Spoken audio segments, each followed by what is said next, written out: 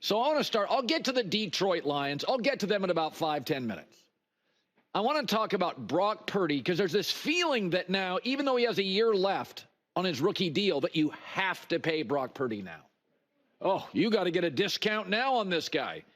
And I was about 2 weeks ago, I'm watching all these drone videos on TikTok, all these guys in New Jersey, and it's clear that men struggle telling the difference between drones and small planes and aliens. It's also clear men have a problem deciphering the difference from, like, Joe Burrow, who gets whatever he wants with a bad roster, and Brock Purdy, who's really good in the first half with one of the great play designers in NFL history, Kyle Shanahan. I always get left with a feeling it's a lot of empty calories and empty yards. It's one thing if you're Burrow and your O-line's bad and we don't love your coach and you're always playing from behind. Brock Purdy has, after Andy Reid and maybe Sean Payton, the best play designer. Forget play caller. Best play designer since, maybe his dad, Mike Shanahan. So, and you have the best tight end arguably in football and 2 good receivers. And you're at home and the Lions are missing 8 defensive starters.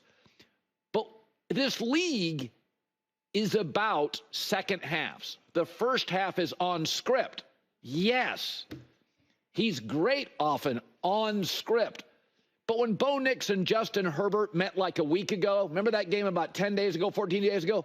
Bo Nix was really good on script in the first half. Justin Herbert was great off script because Justin Herbert's a lot better right now than Bo Nix. And in the second half this year, the more important half, Brock Purdy has 8 touchdowns and 10 picks and 12 total giveaways. He's bad. And trailing in the second half, he's worse.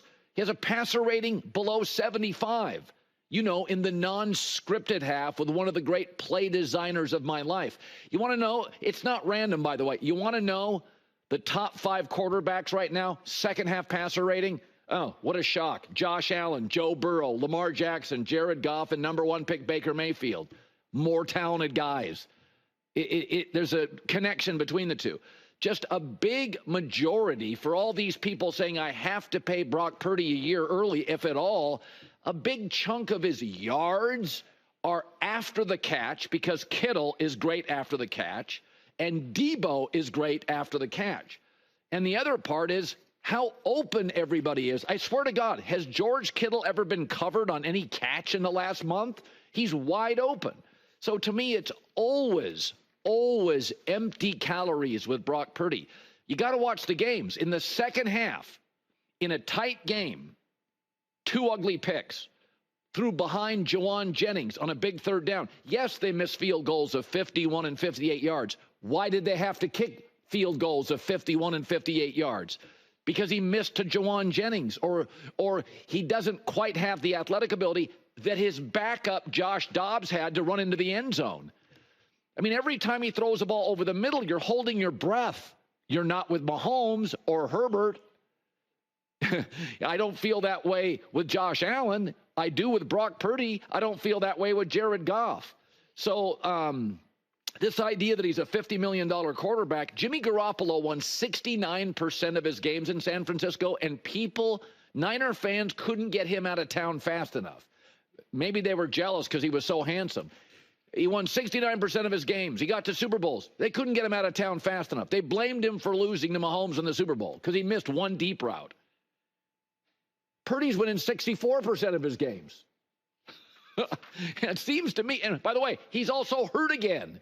And he's been hurt multiple times because he's a smaller athlete. I thought it was interesting when Josh Dobbs came in, who's just a remarkable kid. I think he was like a chemical engineer at Tennessee. You can give him a playbook. He can memorize it in 15 minutes. But he ran for a touchdown because he's a super athletic kid. I don't think Brock Purdy could have run for a touchdown. Dobbs a faster, more elegant athlete. So the idea that I've got to pay him $50 million and pay him early, there is a difference. I'm sorry, guys, but there is a difference between aliens and a small plane flying over your house, or maybe your neighbor's drone. And there's a difference between guys who are literally tractors, like they're pulling a franchise to wins. and guys that are trailers. They're mostly being pulled. Second half, game on the line, playing with a lead, 2 really ugly picks when he had to throw it over the middle. So let's talk about this whole thing about what you pay a quarterback, because we've seen with Dak, if you pay A-plus money to a B++ quarterback, you can't have a legitimate roster. I mean, look at the Cowboys compared to the Eagles. How many guys would even start for the Cowboys on the Eagles, right? Because you've been paying Dak, overpaying him for years and years and years. And so this is a big topic. This stuff's really important. You can overpay a wide receiver. You pay him 20, he's worth 15. You start overpaying a quarterback 58, and he's worth 33. One of the reasons Tampa's so good is because they're getting a deal on Baker Mayfield. They're paying him $33 million. I take Baker over Brock Purdy in a second. $33 million. They're getting a deal. It's okay for teams to occasionally get deals on quarterbacks too. Not everybody has to be overpaid. But a team that is underpaid, Tampa, with Baker, they've got a stacked roster. They got good dudes everywhere. D-line, wide receiver, tight end, 2 good running backs. Dallas overpays their quarterback, and they're stuck. So to me, there are 3 groups, 3 clubs for quarterbacks in terms of $50 million plus. The first club is, I'm going to pay you what I got to pay you.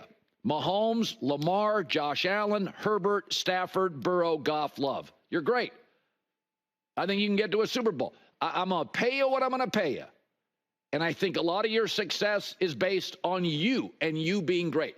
Then there's the $50 million club. We can negotiate. I'm not offended if you ask for it, but I'm going to push back a little. Jalen Hurts, Sam Darnold, Baker, and Jaden Daniels. Jaden, I want a little more time. Baker and Sam, let's be honest, it's the perfect season. Jalen Hurts feels very circumstantial. Best O-line, unbelievable receivers, MVP when he had Shane Steichen. I like him. These guys can ask for $50 million. I'm not offended. We can negotiate. And then there's the third club, which is if you ask for it, I'm hanging up the phone. Brock Purdy's in that one. Okay, it's nothing personal, but we're not getting to 50. And I'm getting to 50 a year early? What's the market? Go to the market. So, it's like negotiating for a new car. You can tell me that Civic is worth $100,000. Well, we got rust proofing, a sunroof, and the salesman can tell me, how about the sports package? Okay, I'll give you $51,000, not $100,000. I'm walking out of the dealership if you think that Civic is worth $100,000. And it's not, nobody's picking on Brock Purdy. That's another thing. Oh, this and that. When you get to a quarterback, because they're paid so much now, I mean, like Mahomes signed a $450 million deal. You can make mistakes overpaying a little bit for a Mike linebacker or overpaying for, a tight end a little. You're paying him 13. He's probably worth 8. You start overpaying a quarterback, you get to the $50, $60 million club. Not interested. There's only one thing that guarantees you can't win Super Bowls. Only one thing: paying a B quarterback A+ money. Even Tom Brady, Drew Brees in his prime took big money for a couple years. Sean Payton and Drew Brees had 2 back-to-back mediocre years. Restructured his deal, better deal. They end up in a Super Bowl. Tom Brady was never the highest paid quarterback. Kirk Cousins was. And Kirk Cousins, because of that, didn't have the surrounding elements. So I keep watching this thing, and I'm going to keep going back. I feel with Brock Purdy and certain quarterbacks, there's a lot of ifs, ands, and buts. If this is healthy, if I have Christian, if I have a great play designer, if it's not wet, if I lead, if it's the first half, I can't pay that kind of money. I can't. Just won't do it. So, and I'm not like old guy yelling at clouds here. I'll pay it. There's like 8 guys in the world. I'll pay whatever I got to pay you. Then there's another half a dozen guys or close to it where we can negotiate. But paying them 50 large and having to pay them early, I'm not doing it. Hi, everybody. It's me, Uncle Colin. Subscribe here to get the latest from the herd, including exclusive behind-the-scenes videos and more, wherever you may be, however you may be watching. Thanks again for making us part of your day.